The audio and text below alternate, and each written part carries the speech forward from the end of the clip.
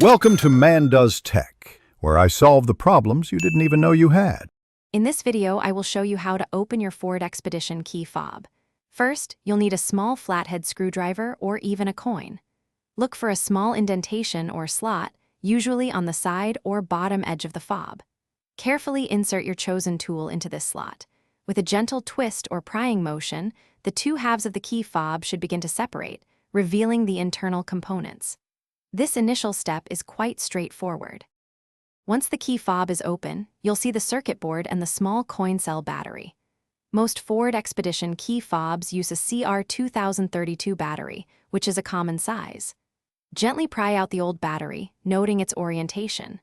Then, carefully place the new battery into the holder, ensuring the positive side, usually marked with a plus sign, faces upwards.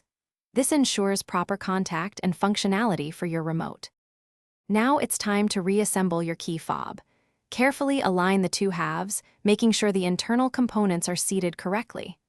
Gently press the two pieces together until you hear a satisfying click, indicating they are securely fastened. Once reassembled, test all the buttons, like lock, unlock, and panic, to confirm they are working properly.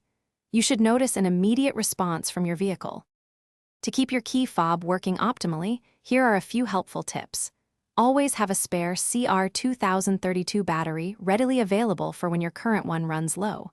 Try to avoid dropping your key fob, as this can damage the internal circuitry. Replacing the battery every 2 to 3 years, even if it's still working, can prevent unexpected issues. This simple maintenance ensures reliable performance. Thanks for watching. If you found this helpful, don't forget to like and subscribe.